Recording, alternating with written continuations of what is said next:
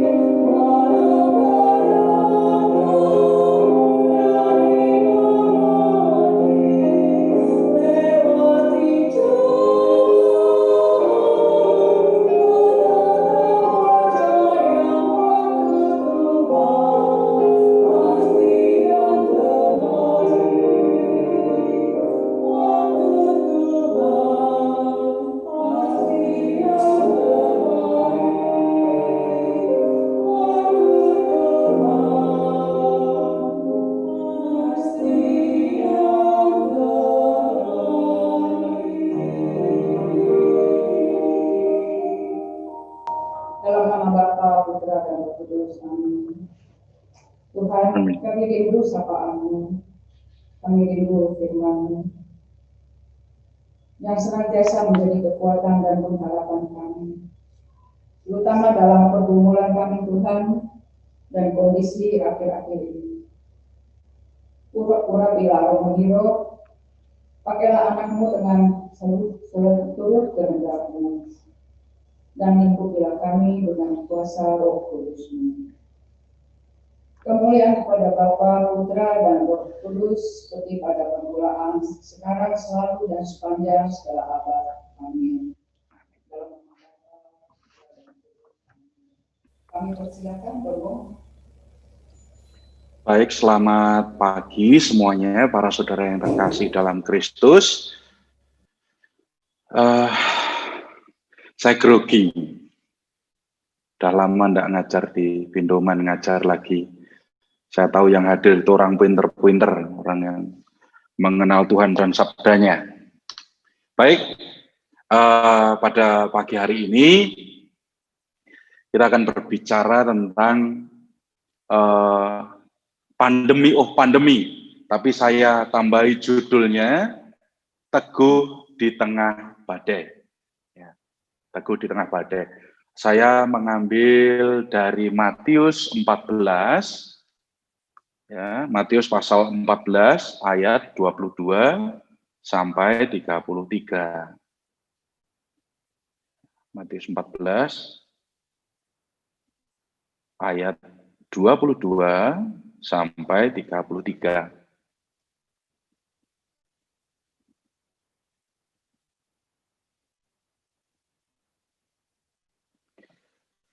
Saya akan bacakan.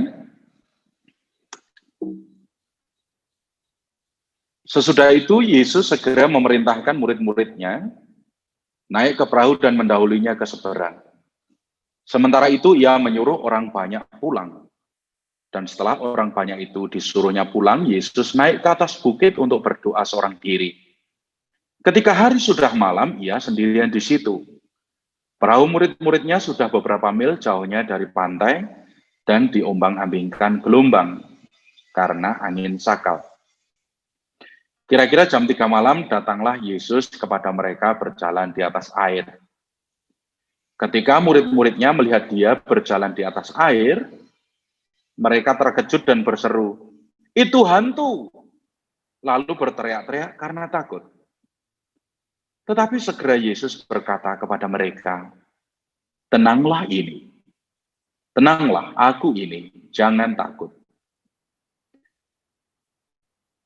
Lalu Petrus berseru dan menjawab dia, "Tuhan, apabila Engkau itu, suruhlah aku datang kepadamu berjalan di atas air." Kata Yesus, "Datanglah." Maka Petrus turun dari perahu dan berjalan di atas air mendapatkan Yesus. Tetapi ketika dirasanya tiupan angin, takutlah ia dan mulai tenggelam lalu berteriak, "Tuhan, tolonglah aku." Segera Yesus mengulurkan tangannya, memegang dia dan berkata, "Hai orang yang kurang percaya, mengapa engkau bimbang?" Lalu mereka naik ke perahu dan angin pun redalah. Dan orang-orang yang ada di perahu menyembah dia, katanya, "Sesungguhnya engkau anak Allah." Mari kita hening sejenak. Kita merenungkan sabda Tuhan yang kita dengarkan baru saja.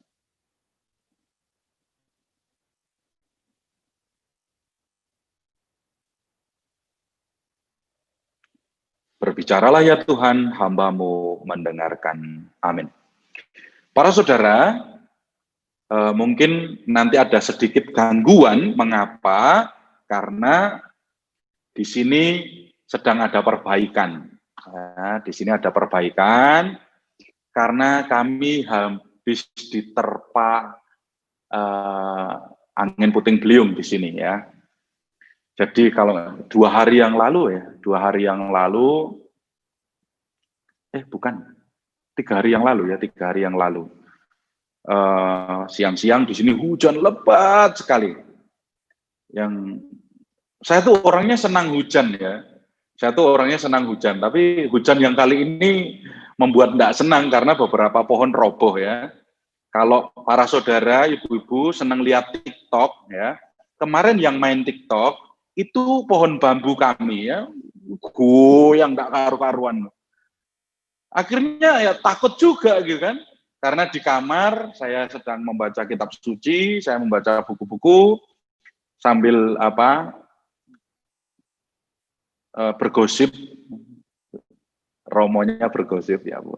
Enggak, karena kami ada imam baru yang baru ditahbiskan di Cikanyere dan kami ngobrol gitu kan. Gimana kabarnya setelah tahbisan? Waduh, pasti sukacita tiba-tiba kerak, brok. Waduh, opo kuwi? Langsung dalam pikiran saya, duit meneh, saya bilang gitu. Sekarang pelayanan kurang ya kan, nggak bisa kemana-kemana ya. Ya sebisa mungkin semuanya ya kan, diirit-irit, tapi ada bunyi musik fales ya, jatuh, krak, brok, Tuhanku dan Allahku, why, kan gitu kan. Ternyata bunyi lagi, brok, brung, sampai bergetar. Kenapa? Karena pohon 2 pelukan saya, bayangkan, saya ini sudah besar, ya kan, 2 pelukan saya, roboh, langsung mati, menutupi jalan dan besar sekali. Terus saya keluar, ya, saya lihat pohon bambu itu muter ndak karu-karuan, bahkan daun-daun kayak macam ada pohon sono itu daunnya lumayan ya, nggak gampang rontok. Itu daunnya tuh sampai orang Jawa bilang tuh berindil gitu loh. Gimana ya bahasa Indonesianya berindil tuh? Rontok semua daunnya itu ya. Terus terbang ke sana kemari tuh sampai muter, saya bilang. Ya Tuhan. Cek gini nih sih.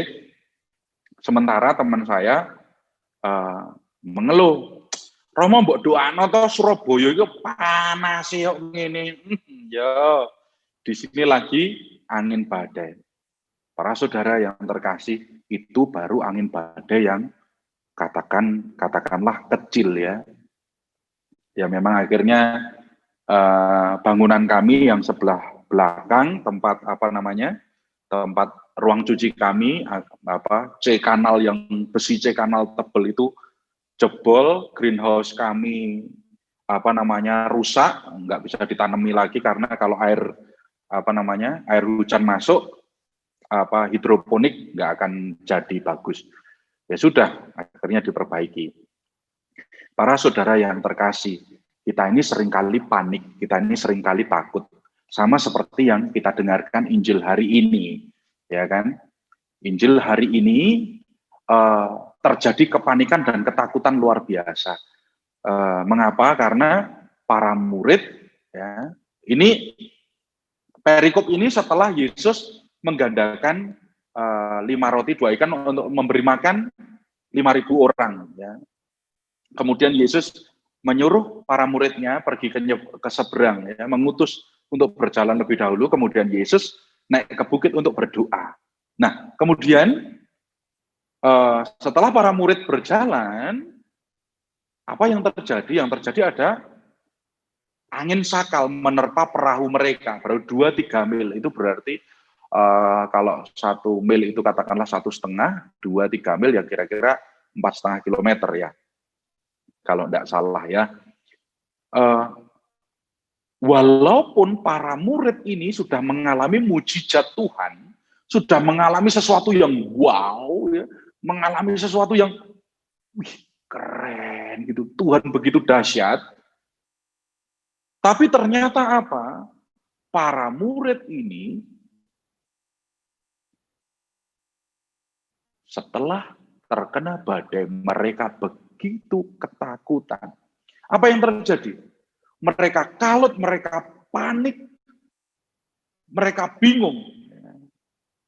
Saya sendiri pernah naik kapal dan angin gelombangnya besar, yaitu serem banget ya, serem banget. Orang dalam keadaan seperti ini pasti nggak bisa berpikir dengan baik. Sama seperti para murid. Mereka menjadi kalut, menjadi buta dan tidak mampu mengenali Yesus yang hadir. Bahkan tidak percaya siapapun. Ya. Padahal sebelumnya mereka tuh mengalami mujizat bersama Yesus. Mereka katakanlah begitu terpukau dengan Yesus. Namun saat Yesus datang, mereka hampir tenggelam, mereka panik. Mereka tidak mengenal Yesus. Orang kalau sedang panik, orang kalau sedang takut, dia tidak akan mengenal siapapun. Ya ini dikenali sebagai hantu. Ya. Waktu jalan, kan nggak mungkin kalau ngomong itu hantu, itu kecuali ya ampun hantu, ya nggak mungkin, pasti ketakutan kan? Karena pengalaman akan maut itu benar-benar membuat orang bisa benar-benar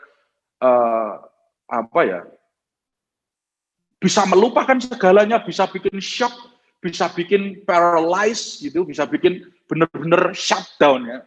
Kebetulan saya pernah mau dibunuh orang sama pembunuh bayaran waktu di pedalaman. Orangnya tuh datang dan berkata, "Wih, adik Romo, ya bang, saya ini mau potong kepalanya Romo. Saya udah dibayar 20 juta untuk motong kepalanya Romo. Karena Romo mengganggu stabilitas di tempat ini." Saya waktu itu, kepala saya dipotong. Ya saat itu saya mengalami ya di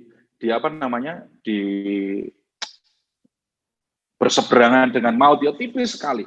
Saya juga pernah misa Paskah mau baptisan, itu dikelilingi oleh orang-orang yang mau membakar kapel di mana saya misa. Jadi obor saya ini. Jadi kalau ada satu anak itu dibaptis, ini akan dibakar, dibunuh semua. Itu di pedalaman waktu saya di pedalaman. Karena waktu itu ada beberapa kesalahpahaman. Bayangkan Anda di posisi itu. Waktu itu posisi saya itu bilangnya, ya kalau saya mati nggak apa-apa ya, namanya Romo, hidupnya sendiri, mati, nggak masalah. Tetapi saya bawa anak-anak volunteer yang bekerja bersama dengan saya. Waduh, lagi mati, Rek. Yang satu mau kuliah ke sana, yang satu sudah bilang, aduh sebentar lagi nanti ya tahun depan ini saya menikah Romo, nanti tolong ya Romo doakan, atau Romo yang menikahkan nanti, aduh luar biasa. Itu berseliweran di kepala saya. Saya tidak bisa lagi, wah yocok mati kalau gitu. Tapi kondisi itu belum tentu semua orang bisa tenang. Saya sendiri berkecamuk, ya kan. Saya ini kan sudah pastor, mempersembahkan diri seluruhnya kepada Yesus, mati ya wis mati ya kan gitu. Tapi ternyata juga mengalami ketakutan. Tapi setelah takut itu bagaimana masalahnya? Nah ini yang terjadi pada para murid saat Yesus hadir, hantu, ya kan? Sama seperti kita. Kita kalau sudah ketakutan nggak akan ingat Tuhan. Ayo kita mainan kata.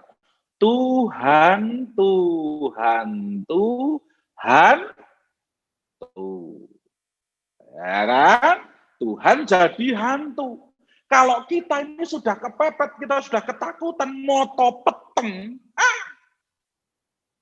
orang mengulurkan tangan, itu pun kita juga pasti takut, nggak percaya. Kita ada krisis kepercayaan di situ. Kita tidak bisa mengenali Yesus. Dan nantinya juga, saat Petrus mengenali Yesus, pemurid berkata, Petrus, itu guru bro, itu guru itu. Lalu Petrus berteriak, kalau itu engkau, suruhlah aku datang kepadamu. Apakah pasti murid-murid itu berkata, terus, kue rono terus, merono, ya kamu ke sana terus, itu guru itu. Nggak mungkin. Nggak mungkin. Pasti bilang, terus kamu tuh jangan gendeng terus, goblok, kok jatuh kok, mati kon, kok gendeng terus, beriman ya beriman, tapi mikir, kan gitu pasti. Bener enggak? Ya itu yang terjadi. Namun, apa yang terjadi yang luar biasa? Saya yakin Petrus tidak langsung nyemplung. Kakinya pasti, katakanlah ini tangan ini kaki saya ya, itu pasti demok-demok banyu sih. Atas rakyo, atas rakyo, keras ndak yo? Isoi, isa dat, isa de air, isa. Datang. Sama seperti kita. Saat kita mulai beriman, kita ditolong Tuhan, ya kan? Kita, iso, bisa coy, bisa jalan. Tapi seringkali ada masalah, yaitu apa? Kita tidak memandang pada Yesus. Petrus bisa berjalan di atas air, tapi masalahnya apa? Petrus tidak lagi memandang Yesus. Apa yang terjadi? Saat Petrus tidak memandang Yesus, Petrus mulai tenggelam. Lalu Petrus minta tolong, dan akhirnya Yesus berkata, mengapa engkau tidak percaya? Akhirnya diangkat dan Yesus masuk perahu, dan akhirnya badainya reda. Para saudara, ada dua jenis badai dalam hidup kita. Badai yang pertama adalah dosa dan kesalahan kita sendiri. Ya, dosa dan kesalahan kita sendiri. Itu dosa yang akan membuat badai dalam rumah, dalam pekerjaan. Contoh, rumah sudah oke-oke, tidak ada masalah, ya kan? Kemudian, katakanlah, si suami atau si istri tidak setia. Suami atau istri tidak setia. Akan terjadi apa? Akan terjadi badai. Aduh, kamu apalagi kegep, ketangkap basah. Waduh, saya pernah itu ngurusi. Mereka datang ke Ngadireso, tumpang gini, aduh, hancur. Ini suami saya, Romo, ini dia selingkuh dijual, Mbak Dini. Bu, sabar bu. Romo jangan belain, sabar bu. Saya kejambak juga akhirnya, ya. Bu, tenang bu. Saya bu, aku rak melu duwe bojo, melu susah saya ini, saya bilang. Iya kan? Karena dosa, karena kesalahan akan mendatangkan badai. Anak yang tidak sama orang tua, tidak berbakti sama orang tua, repot di rumah itu. Atau orang tua, mertua dengan menantu, apapun itu. Kalau ada terjadi kesalahan dan tidak berdamai, intinya ada dosa, ada kesalahan di situ. Angin badai. Itu yang pertama. Yang kedua adalah badai karena salib yang harus ditanggung oleh kita, para murid-murid Kristus. Nah, seperti judul tema kita, pandemi. Ya ini salib, ya ini bukan resiko, ini salib. Karena siapa sih yang pengen sakit? Saya nggak pusing soal ini teori konspirasi kah apa sebagai macamnya. Saya nggak pusing soal itu.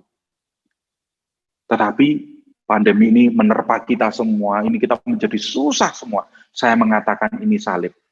Tetapi salib ini bisa menjadi resiko. Sudah tahu ada kayak gini, tapi kalau kita nggak hati-hati, kita ceroboh, kita ngawur, lah kita juga bisa kena COVID. Lah kalau itu lain soal. Ya. Itu bukan salib lagi, itu resiko. Karena apa? Karena kita mungkin tidak mengindahkan protokol. Ya, saya tidak mau menghakimi ya, karena banyak kenalan-kenalan saya yang sebenarnya sudah berhati-hati, masih tetap kena. Kayak kemarin, kebetulan saya masuk di rumah sakit selama 1 minggu, saya terkena pembengkakan otak karena terlalu lelah, otak saya bengkak. Saya tidak jadi pelayanan. Di situ saya mendengar bahwa sebenarnya orang yang harusnya saya layani, satu keluarga besar kena COVID. Waduh, susah saya, patah hati saya dengar itu, harusnya mereka bergembira tapi kena COVID. Ya, inilah salib, para saudara. Kalau badai karena dosa, karena kesalahan, ya apa yang harus kita lakukan? Kita bertobat, ya. kita harus mencari kebenaran, kita harus rendah hati, kita harus mengakui itu dan kita mengubah diri. Tetapi kalau badai karena salib, apa yang harus kita lakukan?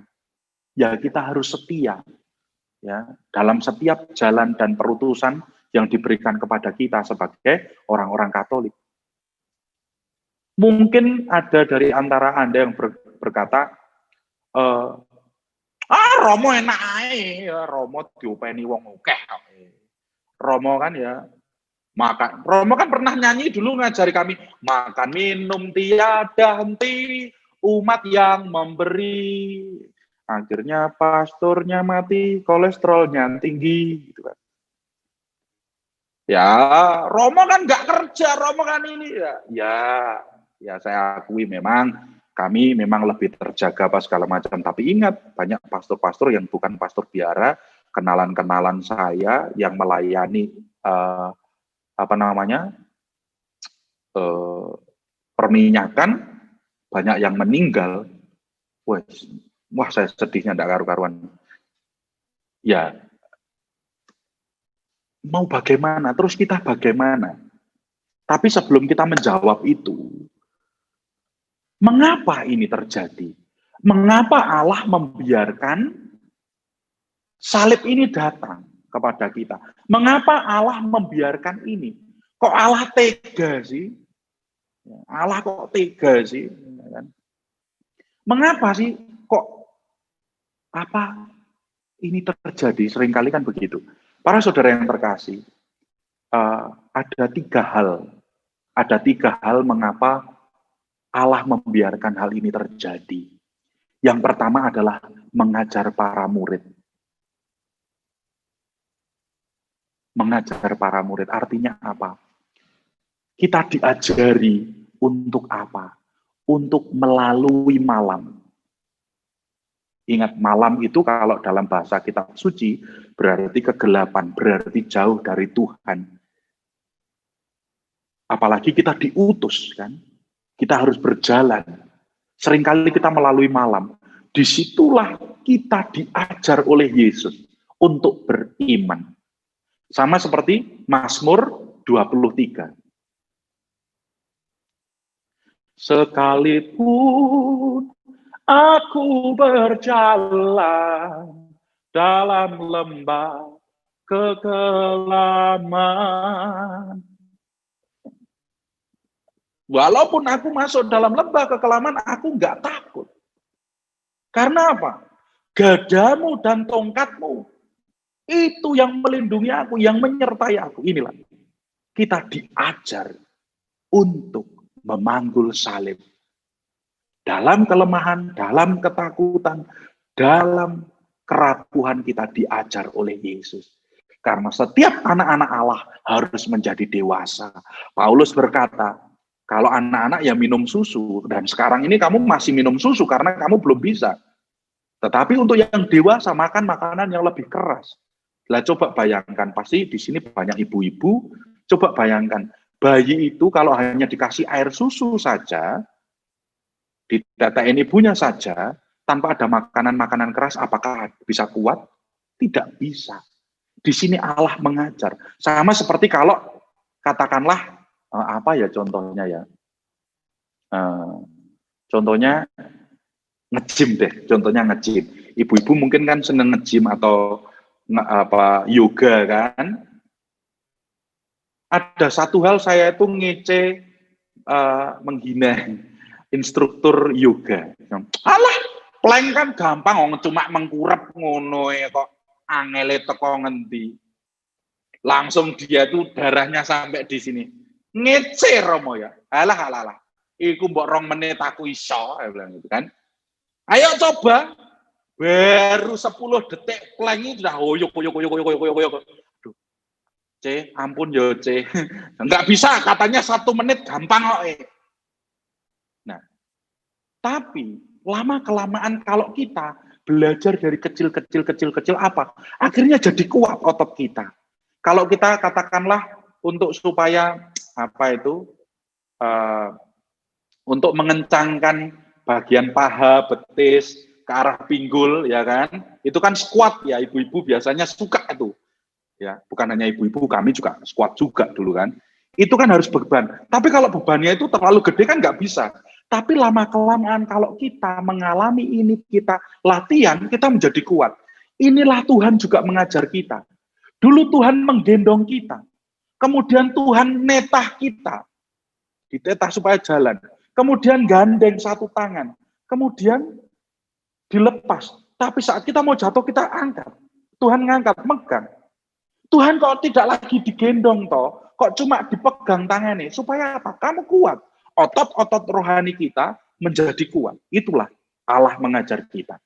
Yang kedua adalah mendewasakan para murid. Saya sudah ngomong tadi. Supaya dewasa, karena apa? Nanti Tuhan akan pergi.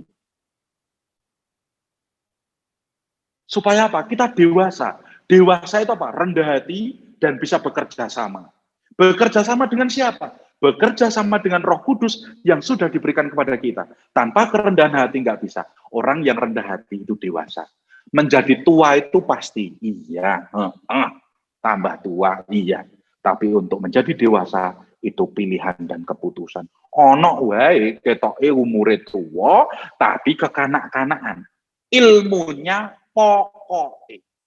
Kalau sudah ketemu dengan begini, mengalah saja. Karena kalau sudah pakai kata pokoknya, berarti tidak ada jalan lain. Biasanya kekanak-kanakan. Tapi kalau soal pokok itu kebenaran yang harus ditegakkan, ya pokok itu harus berdiri. Tetapi ya, kita menunjukkan kedewasaan kita. Yang ketiga, mengapa badai ini datang?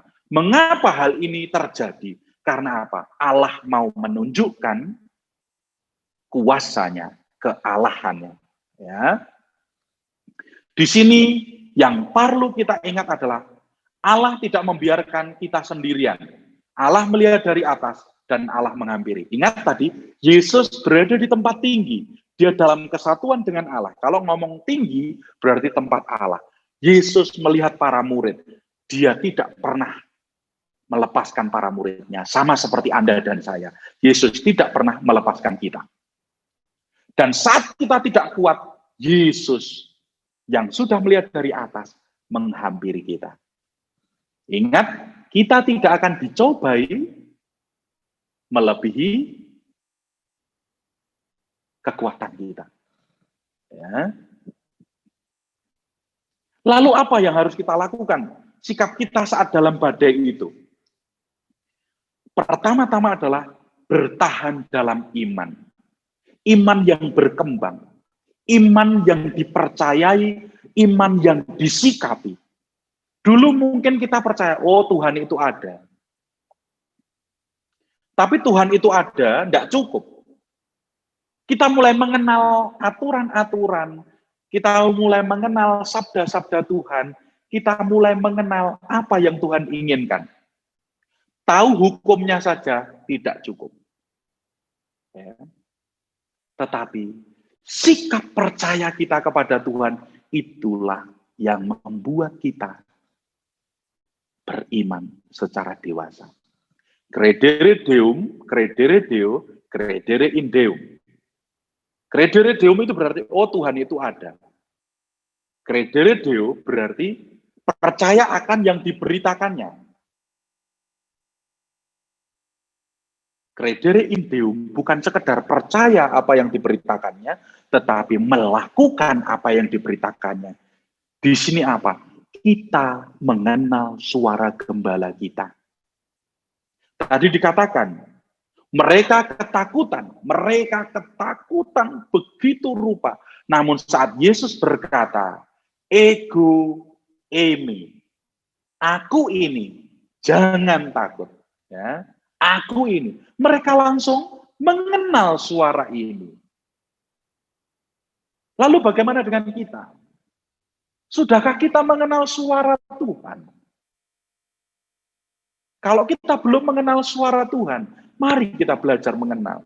Bacalah kitab suci, hidup dalam doa, hidup dalam cinta. Maka engkau akan mengenal suara Tuhan. Hatimu akan begitu tajam dengan kasih. Ini yang luar biasa. Ya. setelah kita iman berkembang, kita mengenal suaranya ya, dan bau gembala itu, ya, sama seperti apa ya? Contohnya kayak gini deh. Nah, bayi waktu lahir katanya belum bisa melihat dengan jelas, belum bisa mendengar dengan jelas. Benar nggak? Ya benar ya Bu, ya Bu ya. Ya karena saya kan tidak pernah melahirkan dan saya belum pernah punya anak, ya kan? Ya, walaupun saya punya anak angkat banyak ya. Ya, katanya bayi yang masih kecil itu tidak bisa mendengar, tidak bisa melihat. Tetapi bayi ini bisa mengenali ibunya. Saya dengar, saya nggak tahu, yang saya belum pernah ngalami. Oh, jadi kalau salah minta maaf ya. Bayi ini mengenal bau ibunya. Kenapa bisa mengenal? Karena bayi ini hidup bersama ibunya 9 bulan. Maka apabila kita hidup di dalam Tuhan, kita bisa mengenal Tuhan itu. Kita tidak akan mudah diombang-ambingkan segala sesuatu. Ya. Maka kalau kita sudah mengenal suara dan bau gembala kita tidak akan takut, tidak akan khawatir. Maka kita perlu datang kepada Tuhan dan meminta Tuhan masuk perahu kita. Syaratnya tadi supaya tidak tenggelam. Apa? Pandanglah Yesus. Kalau kita memandang kesusahan terus, tidak bisa. Kita nggak bisa jalan. Bahkan seperti ini. Ketakutan yang sedikit membuat kita bersiap-siap. Contoh, ini biasanya ibu-ibu itu keren-keren ya. Ibu-ibu itu punya feeling, insting yang kuat banget. Ya, apa? Kalau ibu-ibu itu sudah mengalami sudah ada pelajaran itu, oh nanti kalau di sana kita harus siap-siap. Nah, khawatirnya kalau ada masalah atau ada hujan, makanya ini anak ya, yang ini uang sakumu, yang ini kalau terjadi apa-apa, kalau misalnya ada apa-apa, ini di kantongan sini, dipeniteni dulu, dikasih peniti. Ini nanti jangan dibuka-buka kecuali terpaksa. Zaman dulu saya masih digitukan. Apa itu artinya? Kalau kita ini memiliki kekhawatiran yang sedikit, kita tuh pasti siap-siap. Sedia payung sebelum hujan, sedia perahu sebelum banjir. Pasti kita siap-siap. Kita bisa mundur sejenak untuk melompat lebih jauh. Tetapi kalau ketakutan itu menyergap kita, menggigit kita terlalu banyak, kita akan lumpuh. Kita akan takut mau kemana-mana. Saya masih ingat itu. Ada orang yang hidupnya itu, pokoknya kalau nggak baca ramalan, nggak baca feng shui, dia tuh bahkan keluar rumah aja takut. Saya sampai bingung. Loh, lalu gimana? Pokoknya hari itu Romo tidak boleh ke arah barat. Nggak boleh ke arah barat. Berarti kamu ke timur. Lah nek pulang kan kamu ke barat itu nanti. Berarti kamu nggak pulang rumah. Dia tambah bingung. Ya Romo ya, berarti kalau saya pergi nggak usah pulang rumah loh. Aduh lah badala, saya bilang. Jangan percaya seperti itu. Kalau kamu sudah begitu, kamu nggak akan bisa jalan. Sama seperti orang usaha. Kalau kita takut gagal dalam usaha, pikirannya terlalu, ya memang harus ngitung. Tetapi kalau kita terlalu banyak hitungan, nggak bergerak-bergerak. Benar enggak? Nah, seperti itu. Ya. Kita minta Tuhan masuk ke dalam perahu kita. Supaya apa? Kita mengalami damai sejahtera. Nah, tadi saya katakan, mengapa Petrus tenggelam? Setelah tahu Yesus, ya, kita semua sudah dibaptis, kita mengalami hidup baru, kita sudah berkomunitas, jangan berhenti memandang Yesus. Dalam hidup kita, yang namanya masalah akan selalu ada. Dalam pekerjaan, dalam hidup kita, masalah akan selalu ada. Tapi masalahnya adalah, apakah kita berhenti memandang Yesus atau tidak? Tidak berhenti atau berjalan terus tidak cukup. Karena perlu berjalan dan memandang Yesus. Kita juga harus berani untuk melompat dari posisi kita. Ya. Kita buktikan iman kita, namun jangan ngawur. Ingat, Petrus berkata, kalau itu engkau suruhlah aku datang kepadamu. Intinya apa? Ada yang namanya afirmasi dari Tuhan Yesus. Tuhan berkata, ya ayo jalan. Kalau enggak ya jangan jalan. Berarti bagaimana itu? Kita bisa tahu dari sabda Tuhan. Apa hal-hal yang baik, yang sudah jelas, lakukanlah. Jangan terikat dengan yang namanya gengsi. Ya, saya selalu bilang, gengsi itu saya pernah ke Australia, saya ngomong sama ada satu orang teman saya, orang Australia, bro, can you read this? Father, is this a appropriate word? Yes, this is appropriate. This is neutral. This is good word. Dia ngomong gengsi, itu dia baca jengsi. Tahu jengsi? Jengsi itu 1400. Kita ini seringkali jatuh karena jengsi. Bener enggak? Bener enggak? Karena jengsi, karena gengsi, kita akan jatuh. Kita kehilangan teman, kita terbuang banyak waktu, terbuang duit. Kalau duwe kayak gini, gesek. Itu lo punya kayak gini, kita itu lo. Coba bayangkan, gini. Udah, akhirnya apa? Capek sendiri. Kita tidak fokus kepada Yesus, tapi fokus kepada gengsi kita. Fokus kepada perut kita. Dalam Filipi 3 dikatakan, Tuhan mereka adalah perut. Artinya apa? Hawa nafsu. Itu yang bisa menyita kita dari Tuhan. Menyita pandangan kita dari Tuhan itu apa? Ya jengsi itu 1400.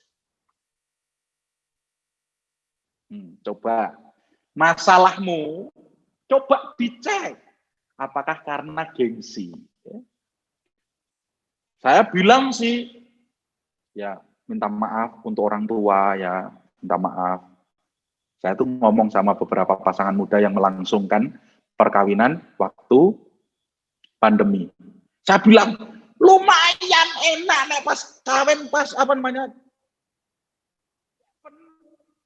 pas COVID itu enak, sing dudang titik.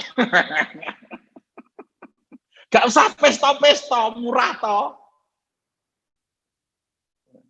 Ya, minta maaf. Saya tahu perasaan orang tua, minta maaf. Ini saya ngomong sama anak-anak muda, bukan ngajari mereka. Cuman juga ngajari mereka untuk bijaksana. Ya Romo, tapi kan teman-teman mama papa kan banyak, ada ini. Ya kalau gitu, ya jangan buru-buru, saya bilang. Tundalah sampai waktu yang ini. Tapi nggak tahan Romo. Lah nek nggak tahan, ya koyok ngene. Saya katakan. Ya. Benar enggak? Tetapi lakukanlah apa yang baik karena kebijaksanaanmu, bukan karena kata orang, bukan karena gengsi. Maka engkau akan lebih bahagia. Ya. Di sini, ya, apa yang harus kita lakukan supaya kita terus memandang Yesus di dalam pandemi ini? Kalau Anda membaca kisahnya Nabi Elisa dengan istri Nabi, ada Nabi punya istri, kalau nggak salah di Dua Raja-Raja, kalau nggak salah, saya lupa, Dua Raja-Raja 4 atau bagaimana, saya lupa ya, tentang Nabi Elisa, di mana istri dan anak-anak Nabi yang mengikuti melayani Elisa ini akan dijual karena punya utang. Kemudian dia datang ke Elisa nangis-nangis. Elisa bilang, ya sudah, kamu punya apa? Ditanya modalnya. Kamu punya modal apa? Saya punya minyak di buli-buli kecil ini. Oke, kamu sekarang kumpulkan tempayan-tempayan, jangan terlalu sedikit. Coba bayangkan, orang punya utang, mau dijual sama yang pemberi utang, ya. Tiba-tiba pergi ke kampung, pinjem tempayan semua orang di kampung. Kemungkinan apa? Aduh, jok-jok tempayanku dijual ini. Aduh, ini mau ngapain ini? Kan omongan banyak. Tetapi apa yang terjadi? Istri Nabi ini, ya, istri dari Nabi yang sudah meninggal ini, ya, dia mengumpulkan seluruh tempayan, bawa masuk rumah, mengunci pintu rumahnya. Karena apa? Coba Anda bayangkan, satu kampung, katakanlah di blok perumahan, terus Anda pinjem piring, katakanlah, semua piring dipinjem di situ. Pasti mereka akan bingung, iki lapo toh Bu Stefanus, katakanlah, kok pinjem iki sekian banyak. Pasti mereka akan melihat. Tetapi mereka menutup pintunya dan menuangkan dan terjadi. Artinya apa? Kalau engkau sudah yakin sama Tuhan, engkau sudah tahu jalannya Tuhan, jalan. Tutup pintunya, artinya apa? Jangan biarkan iman itu menguap. Itu yang harus kita lakukan. Ya. Lalu sekali lagi, apa yang menjadi angin dan gelombang kita? Apa yang menjadi badai kita? Ya, badai kita ini seringkali keinginan mata, keinginan daging, kesombongan hidup. Ini dalam 1 Yohanes. Atau dalam katekismus juga ada ini disebut. Keinginan mata, keinginan daging, kesombongan hidup. Itu yang seringkali membuat badai. Mata tidak henti-hentinya untuk memandang. Keinginan daging semuanya pokoknya harus dipuaskan. Belum selesai makan ini, nanti kita makan apa ya gitu. Habis ini belum selesai makan, masih dikunyah, masih glek belum. Habis ini nanti makan apa ya? Sore kita makan Kagoshima yuk gitu ya. Romo juga tahu loh daging Kagoshima. Bahkan saya bikin sup. Bayangin, Kagoshima tak bikin sup. Romo itu dagingnya nak, mending ditek. Kenapa di sup? Lah kan wes dikek aku. Wes dikek aku tak masak dewe kok ribut, saya bilang. Pernah dikasih daging wagyu A5, tahu tak bikin semur. Lu wes dikeknya aku repot ki mbekku apa mbekmu? Aduh Romo. Kenapa Romo bikin semur? Lah aku kan rak duwe panggangane. Nek ngei daging sak panggangane ngono lho, lengkap. Ngei gor sitok tok ya isone tak semur. Saya iklan dulu minum ya. Ya. Saya tuh enggak tahu. Saya tuh setelah diberitahu baru tahu yang namanya daging. Ya ampun. Tahu Romo harganya berapa? Enggak, paling sekilo piro. Ya ampun Romo gitu. Saya enggak pusing soal begitu itu, ya. Tapi seringkali kita yang sudah tahu ini dan itu dan menginginkan ini dan itu, no problem. Tapi jangan sampai keinginanmu yang nyetir kamu. Ya. Tapi dirimulah yang menyetir. Jangan disetir uang, tapi setirlah uang itu. Jangan disetir perut, tapi setirlah perut itu. Supaya apa? Semua menjadi berkat. Berikan kepada Tuhan, sama seperti Injil kemarin itu, tentang wanita yang mempersembahkan semuanya kepada Tuhan. Supaya apa? Tuhan memberkati persembahan kita, dikembalikan kepada kita, dan itu menjadi berkat. Jangan pula ada kesombongan dalam dirimu. Sak sombong-sombongnya dirimu, aduh nanti kalau mati nggak dibawa apa-apa, nggak bawa apa-apa. Alah Romo ini kan Romo yang nggak mikiri kayak gitu. Loh, siapa yang nggak mikiri? Ya pasti mikiri. Tapi ya itu. Apa sih yang bisa kita sombongkan? Puji Tuhan kalau kita punya. Namun kalau ini barang-barang duniawi ini nyetir kita, itu akan menjadi badai. Kemudian apa? Ya ini, kekhawatiran akan dunia, sakit penyakit, pandemi, penganiayaan, ketidakpopuleran, ya kan? Siapa yang sering posting di IG? Saya punya IG juga, saya juga sering posting. Tapi saya nggak bingung itu berapa like itu. Yang ngasih nge-like berapa. Saya juga nggak pusing, wong follower saya itu sedikit, cuma 3.500-an. Ya saya nggak pusing itu. Berapa like? Saya tuh pengennya share. Saya tuh suka foto-foto bunga, apa-apa. Saya share. Ini loh indah, ini loh sesuatu yang bagus. Saya sharing.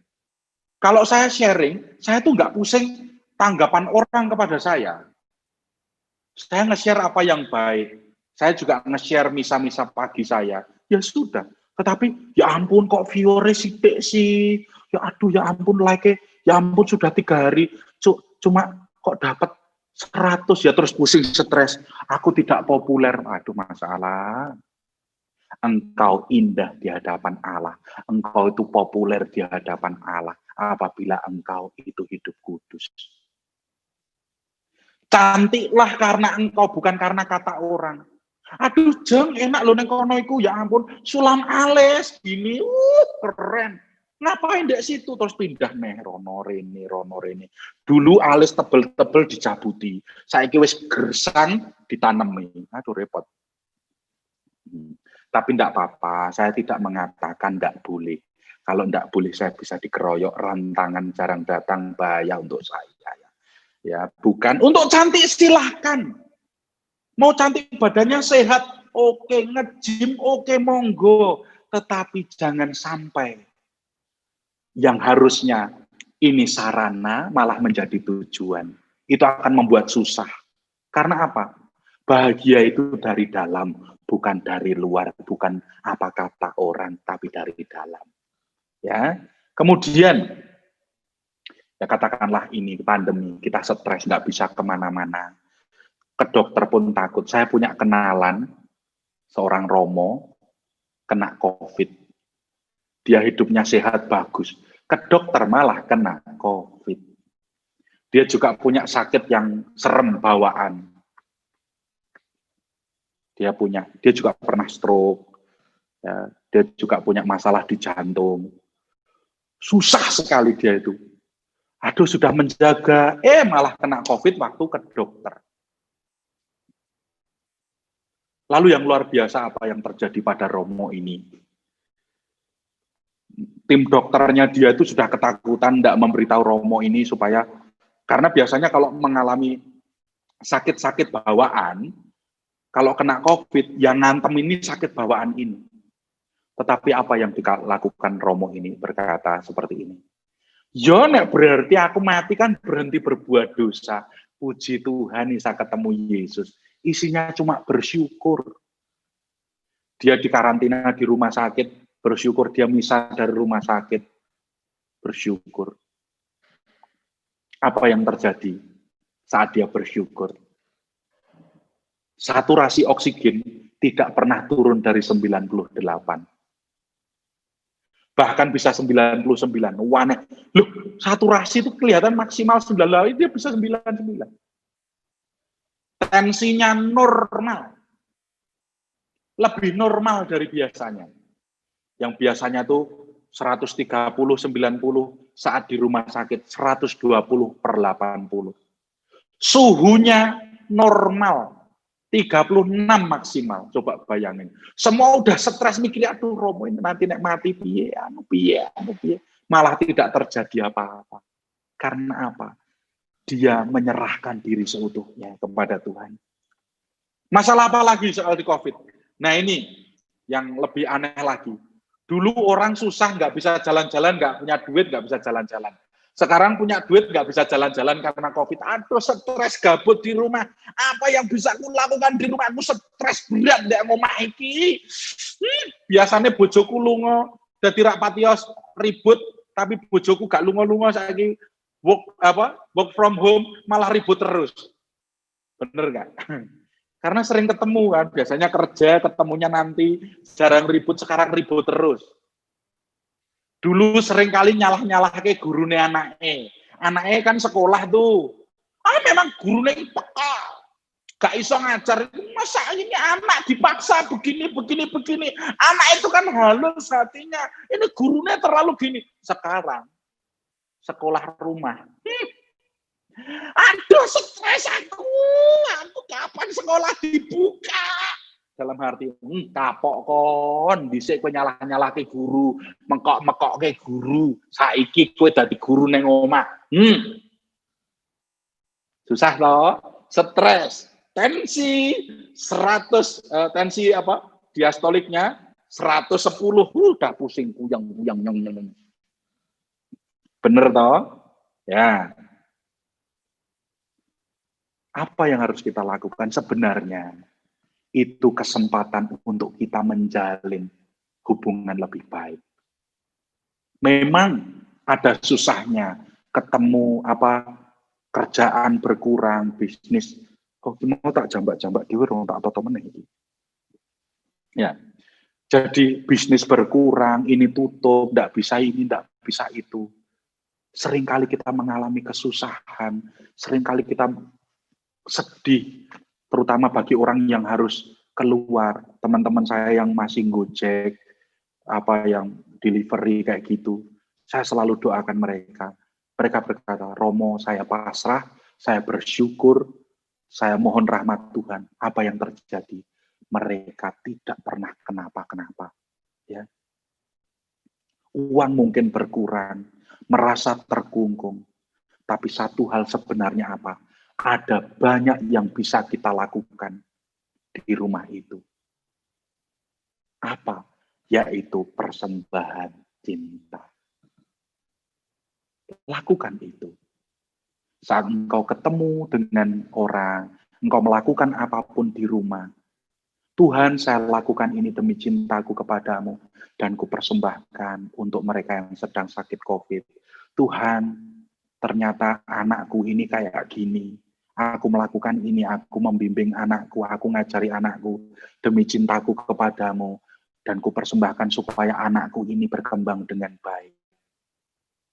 Ada banyak hal positif yang bisa kita lakukan, asal kita lakukan dengan cinta. Kalau engkau mencintai, engkau tidak akan pernah bosan. Kalau engkau sekedar senang, engkau akan bosan. Tapi cinta tidak akan pernah membosankan. Ya. Kalau kita memiliki kasih yang kita buat, kita tidak akan putus asa dengan hidup kita. Kalau saya ditanya, harus bagaimana Romo? Kerjaan saya ini, ya saya nggak bisa menjawab apa-apa.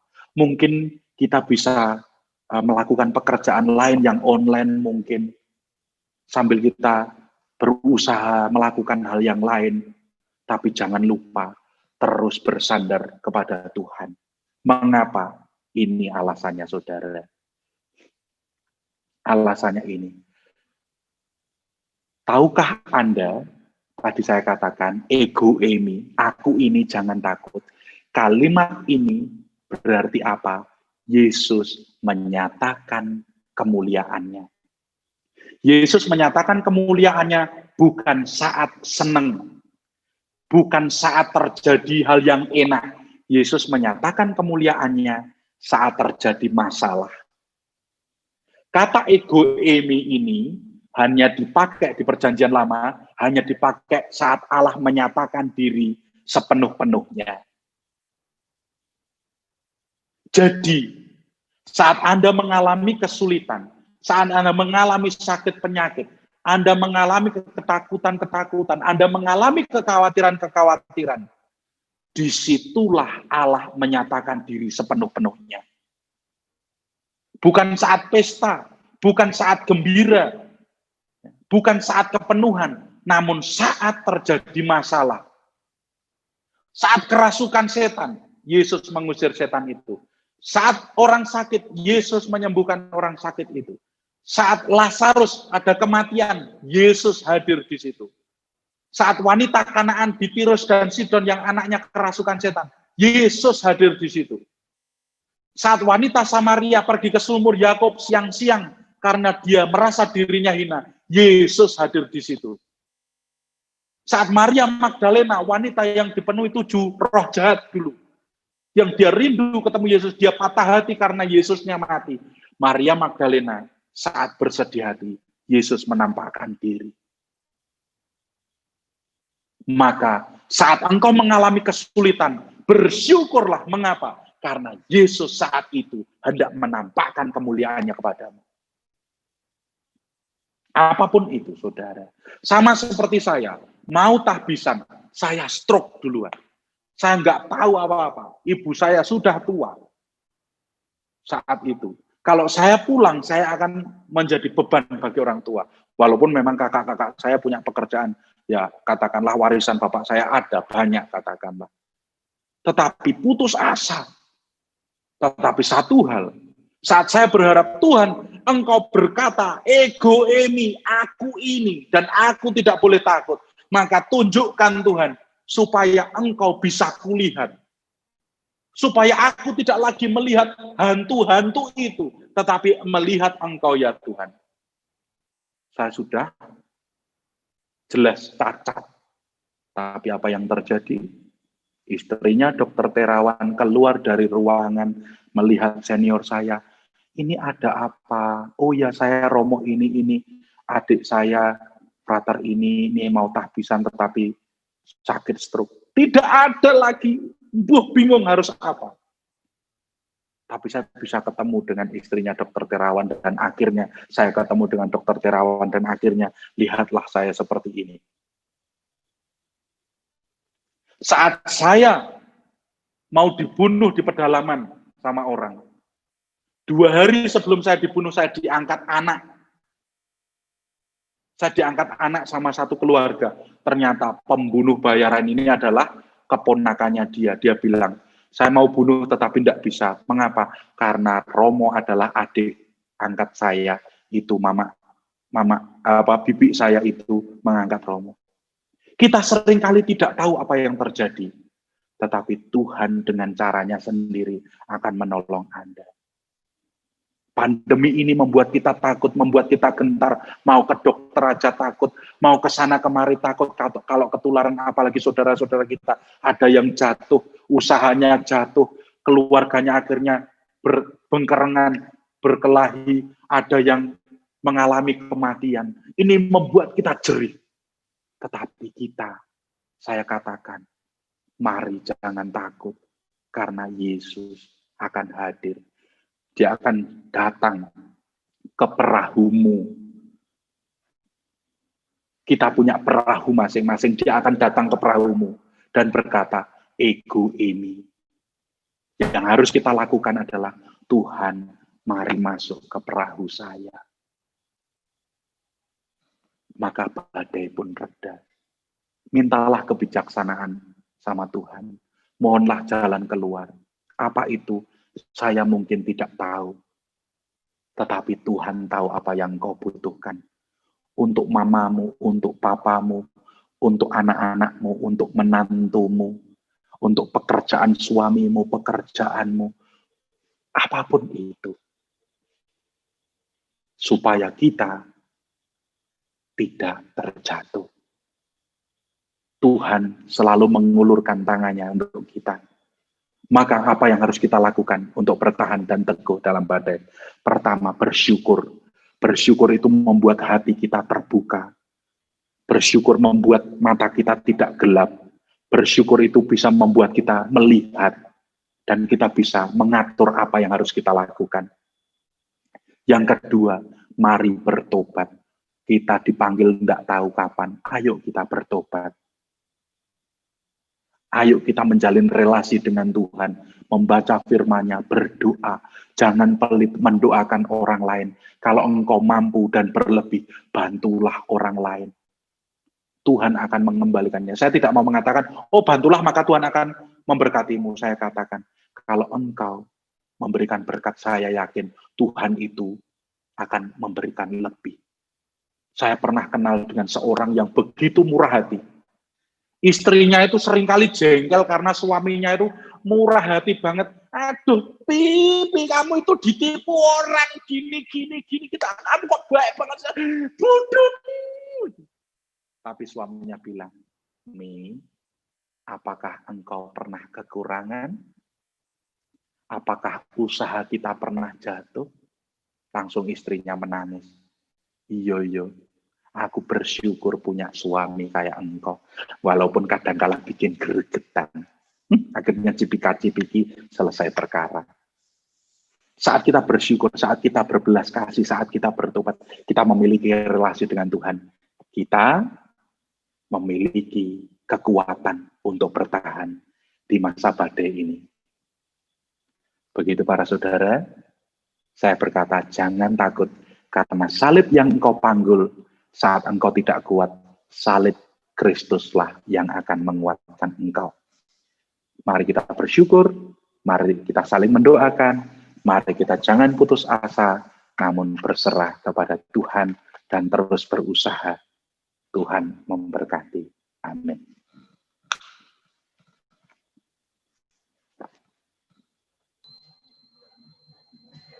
Terima kasih pada Romo, pengajaran yang sangat mencerahkan kita semua. Ego Emi, Tuhan selalu berada di kita. Ya. Selanjutnya pengumuman oleh Haryati. Silakan Haryati.